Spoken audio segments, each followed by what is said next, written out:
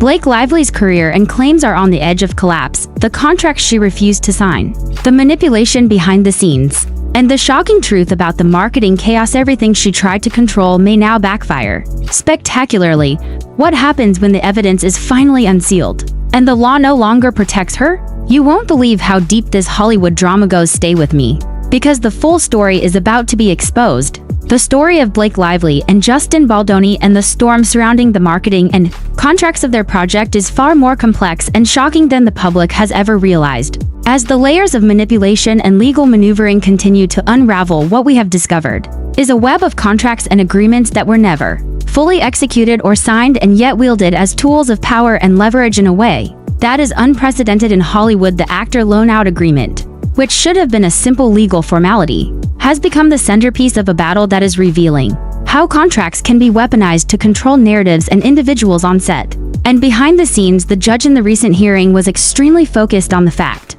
that Blake never actually signed the agreement and questioned the enforceability of the 17-point agreement, highlighting that without proper consideration and mutual obligations, the contract could very well be invalid. What makes this so compelling and dramatic is that Blake apparently sought to retain the rights to terminate the contract under sexual harassment claims while still being paid and able to litigate. And this dual leverage created a situation where she could manipulate her co-stars, her team, and even the studio to align with her narrative while sidelining Justin Baldoni from promotional events, from interviews, and even from the premiere of the film. The evidence shows that despite repeated attempts from Wayfair to finalize the contract and ensure that all parties were in agreement, Blake continued to refuse to sign. Revisions exchanged over a year and a half, including multiple drafts in May 2023 and July 2020, for demonstrating a clear strategy to maintain control. And while the contract terms were still in flux, she was able to claim protections and rights that were never officially hers, creating tension, confusion, and a sense of betrayal among those who were simply following the established processes and expectations on set. The judge also questioned the use of California law under FIHA to obtain greater damages, highlighting the duplicative nature of the claims under Title VII, and showing that much of the legal strategy was driven by financial incentives rather than legitimate workplace concerns. And the complexity of the case is further heightened by the fact that Blake leveraged the narrative of retaliation against her to keep co-stars like Isabella Colleen and others aligned with her perspective, while blaming Justin for any negative publicity or fan backlash, and the public was left to interpret the marketing choices, the wardrobe, the interviews, and the social media posts as evidence of negligence or indifference, while the reality behind the scenes reveals a careful orchestration to control perceptions and outcomes. And this manipulation extended to the PR strategy, where Blake and Ryan Reynolds guided the interviews, teleprompters, and public appearances, ensuring that the message about domestic violence, the core topic of the film, was muted, while emphasizing women empowerment in a way that diverted attention from the sensitive material. And the reactions from co-stars who were expecting support or guidance from Justin were skewed, as they were influenced by Blake's direction and the omissions in the marketing, which Sony tried to correct but met resistance. And this has created an atmosphere where multiple parties feel betrayed, confused, and misrepresented, further deepening the drama of a story that is legal, contractual, and highly personal all at once. The marketing and public perception of the film itself adds another layer of intrigue and shock, because Blake used her influence and control over the promotional materials to effectively write Justin out of the narrative and position herself as the central figure, while ensuring that the focus on domestic violence was diluted to protect the film's marketability and maximize profits. This deliberate decision caused friction between creative intent and financial interest, and left Justin in a position where defending the project publicly was both risky and undermined by the misinformation being spread by the very team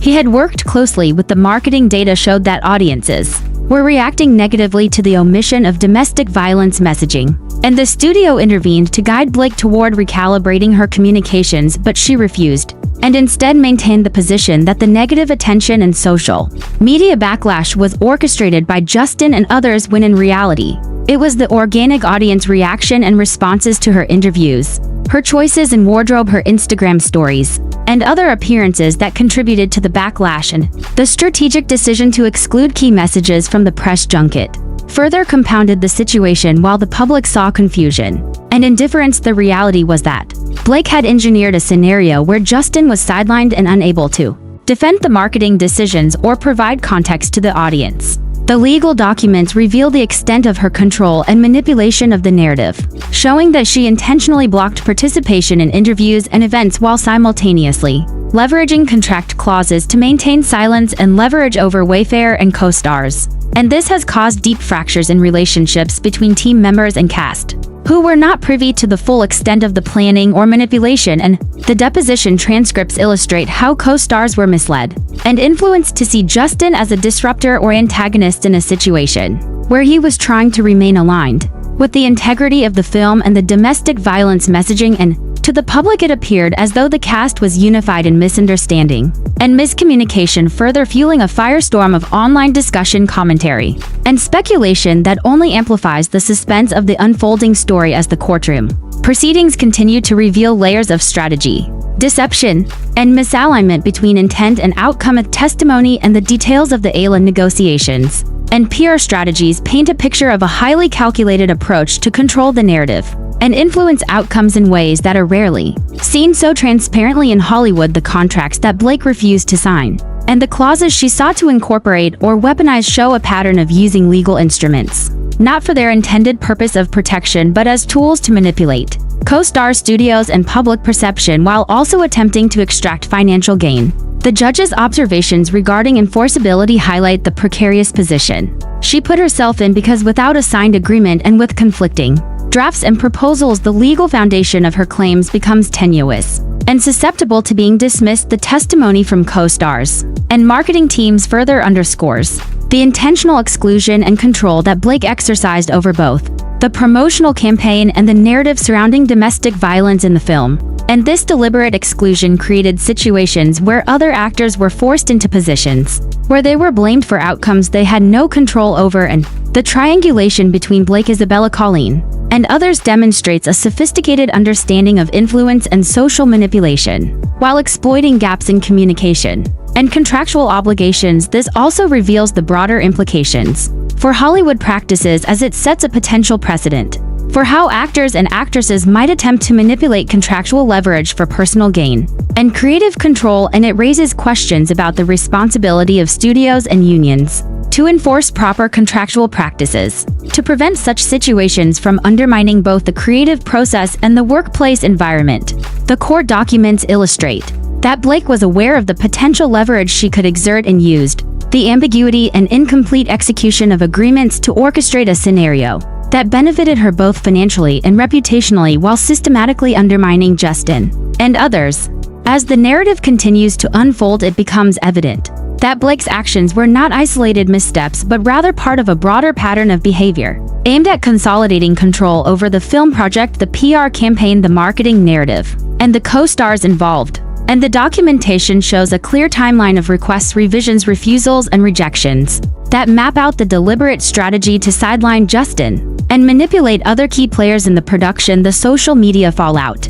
the online backlash, and the deposition testimonies all converge to reveal a story of manipulation, misrepresentation, and strategic silence that paints a picture of calculated decision-making designed to maximize leverage and financial gain while protecting personal interests and public image. The judge's scrutiny of the Ayla and the 17-point agreement provides a potential turning point in the case, because if the agreements are deemed unenforceable, the entire structure of Blake's claims collapses, removing avenues for damages and legal leverage, and exposing the full extent of the influence and control she exerted over co-stars' marketing and public messaging. And as these revelations come to light, it is likely that the reputations, relationships, and trust between all parties involved will be permanently altered, and the public watching will continue to be captivated by the unfolding drama, as questions about accountability, credibility, and the intersection of legal strategy and personal ambition remain at the forefront, and the suspense continues to build as we await the next rulings, motions, and disclosures which could fundamentally reshape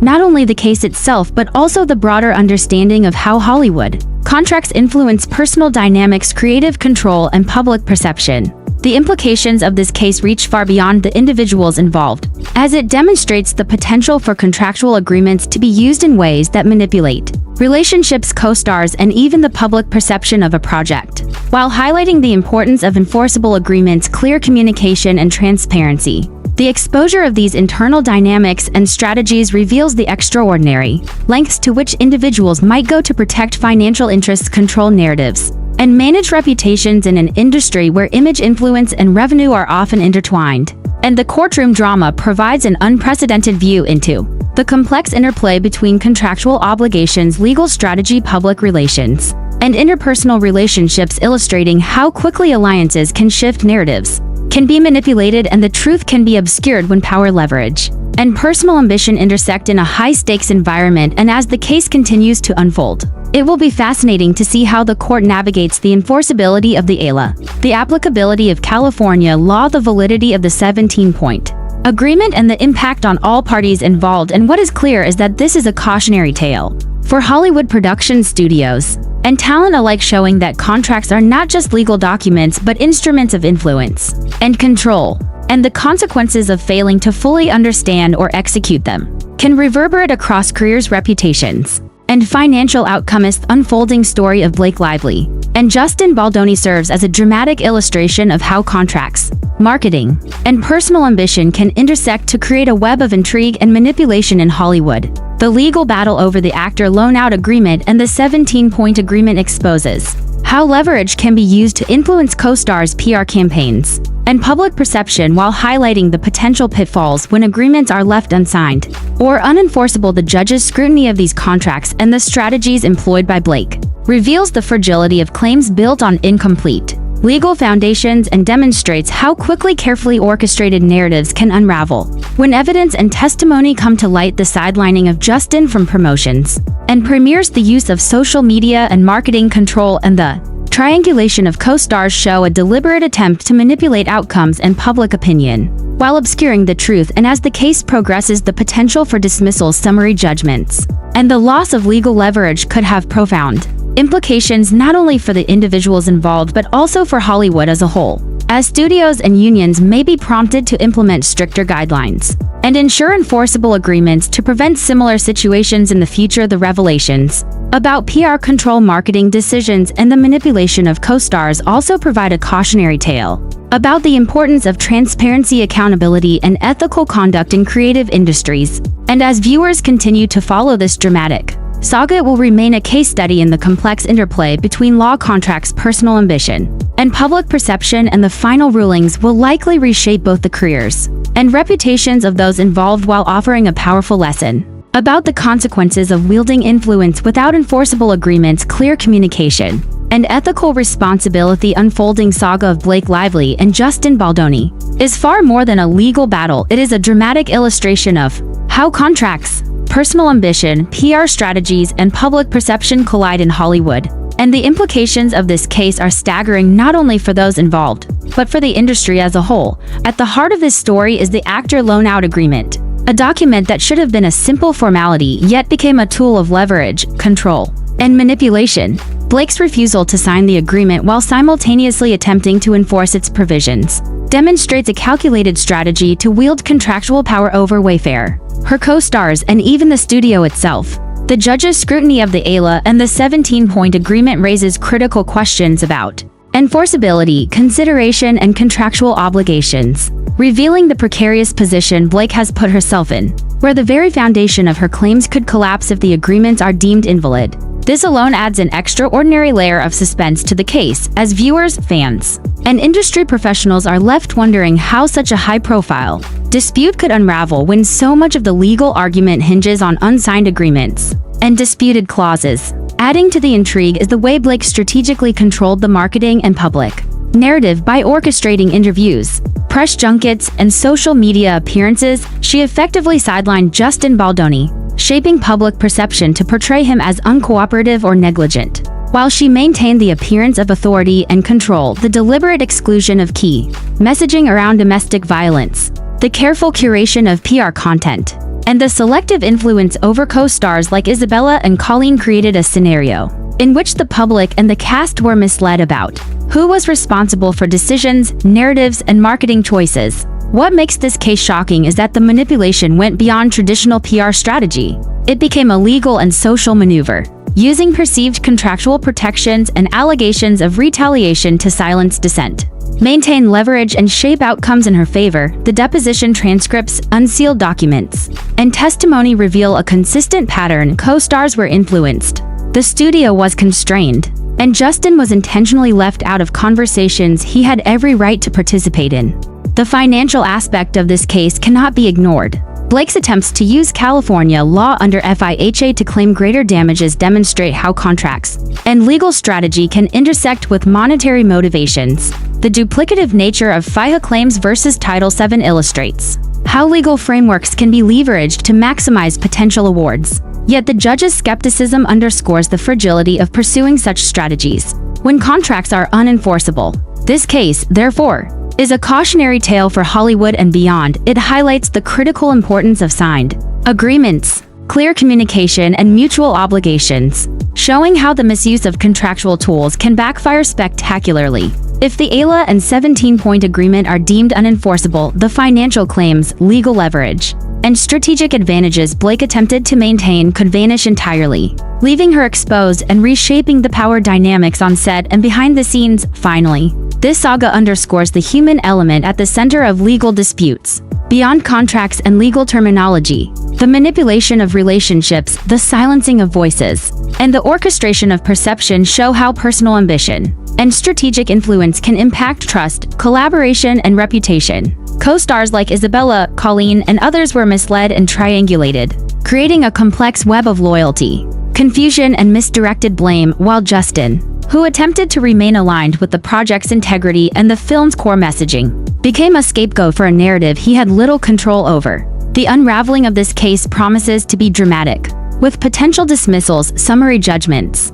and the exposure of strategic manipulations threatening to redefine reputations, careers, and legal precedents in Hollywood. It also provides a powerful lesson for the industry. Contracts are not merely documents. They are instruments of influence and protection, and their misuse or misinterpretation can have far-reaching consequences. As this case continues to unfold, audiences, industry professionals, and legal observers will watch closely, not just for the final judgment, but for the insights it provides into power, strategy, and accountability in one of the most high-stakes and publicized disputes in recent Hollywood history.